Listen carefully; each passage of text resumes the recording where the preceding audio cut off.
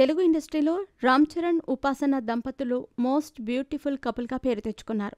రామ్ చరణ్, ఉపాసనలకు టాలీవుడ్లో ఒక special craze ఉంది. మొదట్లో ఉపాసనను విమర్శించిన వారే ఇప్పుడు ఆమెపై ప్రశంసలు కురిపిస్తున్నారు. ఇక ఈ ఏడాది మెగా అభిమానులకు శుభవార్తనే అందించారామె. మెగా కోడలు ఉపాసన తల్లిగా మారిన సంగతి అందరికీ తెలిసిందే. పెళ్లైన 11 ఏళ్లకు రామ్ చరణ్, ఉపాసన దంపతులు తల్లిదండ్రులయ్యారు. ఉపాసన ఓ పాపకు జన్మనిచ్చింది. ఆ పాపకు క్లీంకార అని నామకరణం చేయటం జరిగింది.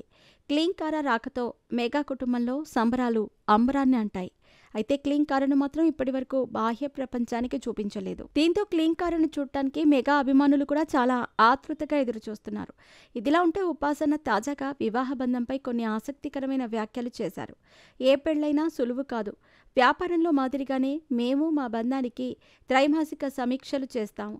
మేము వ్యక్తిగత, కుటుంబ మరియు వృత్తిపరమైన లక్ష్యాలను అంచనా వేస్తామని ఉపాసన చెప్పుకొచ్చారు. మేమిద్దరం సమస్థాయిల నుంచి వచ్చాం. మా పెళ్లి ప్రారంభంలోనే అది అర్థం చేసుకున్నాం. చరణ్ చాలా సురక్షితమైన వ్యక్తి. ఒక సురక్షితమైన వ్యక్తి మాత్రమే ఒక స్త్రీకి మద్దతు ఇవ్వగలడు. ఆమెను మరింత చేయటానికి ప్రోత్సహిస్తాడు. చరణ్ నాతో అదే చెప్తాడు. మాకు ఒకరితో ఒకరికి సమస్య ఉంటే మేము దాని గురించి ఖచ్చితంగా మాట్లాడుకుంటాం. కమ్యూనికేషన్ అనేది అందరి జీవితంలో చాలా ముఖ్యం.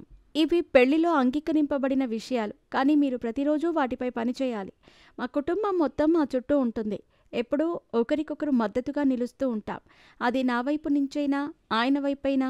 మాకెన్ని షెడ్యూల్స్ ఉన్నా వాటిని సమన్వయం చేసుకుంటూ మాకంటూ ఒక ప్రత్యేక సమయాన్ని కేటాయించుకుంటాం. వారానికి ఒకసారైనా మీరు తప్పనిసరిగా డేట్ నైట్ కలిసి ఉండాలని మా అమ్మ చెప్పింది. ఇది చాలా ముఖ్యం. మేము వీలైనంత వరకు అలా చేయడానికి ప్రయత్నిస్తాం. వ్యాపారంలో మీరు మీ లక్ష్యాలను సమీక్షిస్తారు. వివాహ బంధంలో అలా ఎందుకు చేయకూడదని ఉపాసన ప్రశ్నించారు. నెలకొక్కసారి మీ వ్యక్తిగత లక్ష్యాలు, మీ కుటుంబ లక్ష్యాలు మరియు మీ వ్యాపార లక్ష్యాలు ఏంటో అర్థం చేసుకోవటానికి మీతో మీరు ఒక సమావేశం పెట్టుకోవాలి. ఈ వ్యాఖ్యలతో ఉపాసన వైవాహిక బంధంపై ఎలా దృఢంగా ముందుకు సాగుతుందో అర్థమవుతోంది.